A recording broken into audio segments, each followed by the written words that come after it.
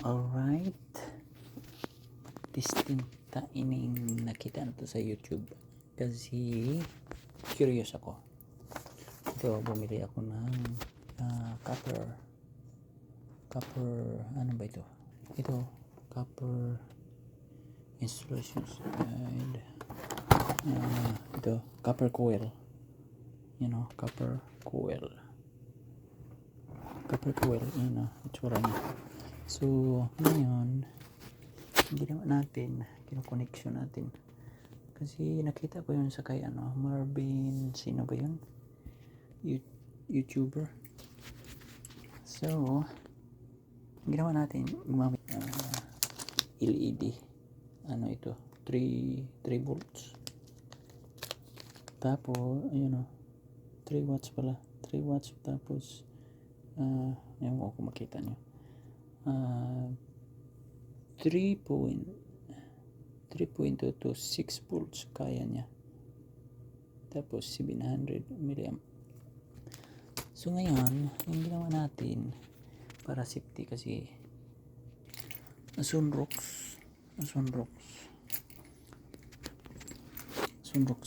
ito yung ginamit ko na Sunrox. Dito tayo sa CR para safety tayo dun sa mga damit. Ito Sunrox or Clorox. Ngayon nakasit up na yung ginagawa ko dito na yan, yung mga lang yan yung mga plastic na yung baso pinuputulan ko para maiksi, tapos pinapadikit ko sa plywood. Tapos ito yung tester natin, analog ang gamit natin. Tapos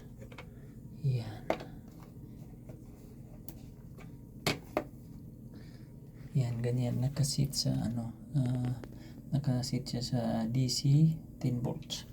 Tapos dito, ito yung positive na copper, tapos negative yung aluminum. So ngayon yung ginamit ko, ito yung LED yung pinakita ko. Ito yan. Tapos tingnan nyo, pag idikit ko dyan, tingnan nyo, patayin ko sana yung ilaw mamaya. Ayan yun, umiilaw. Yan, legit nga talagang iilaw. Ayan tingnan ko yung ilaw para maliwanag yun lang makita. Yun wow, talaga nga naman. Pero yung sabi ni Marvin sa yung nag-imbento nito,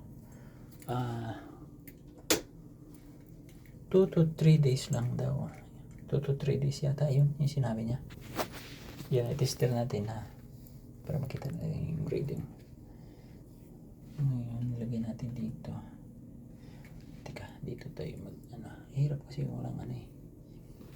walang nagbibideo sa atin. Teka, lagyan natin yung cellphone dyan. Oops, ayan.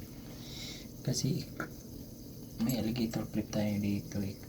Clip natin yung alligator dito, ganyan, para itong negative sa tester gamitin ko na lang dyan. Okay, cellphone legit, talagang totoo, hindi katulad yung mga na piki talaga. Ayan, idikit natin yan yun. Ayan grabe, umabot na ng naka 10 volts yan. So bawat niyan pa 1, 2, 3, 4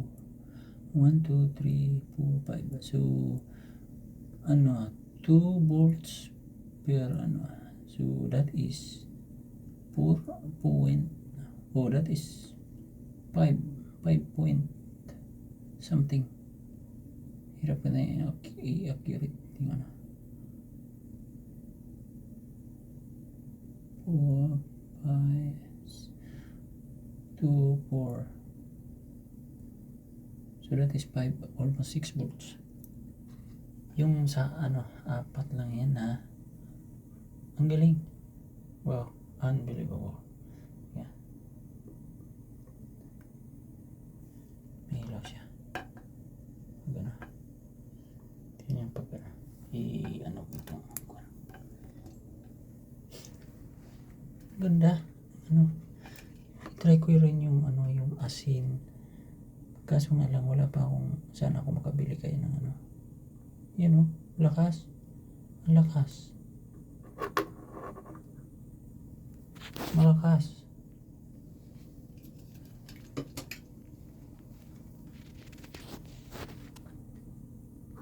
Grabe. Hindi ako makapaniwala. Yeah. Wow.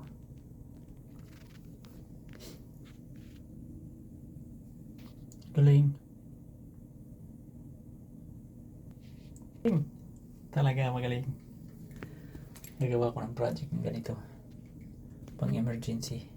Emergency light. Tapos bibili ako ng ano yung Boost converter. Kasi yun ang ginagamit nila para makapag-charge sila ng cellphone.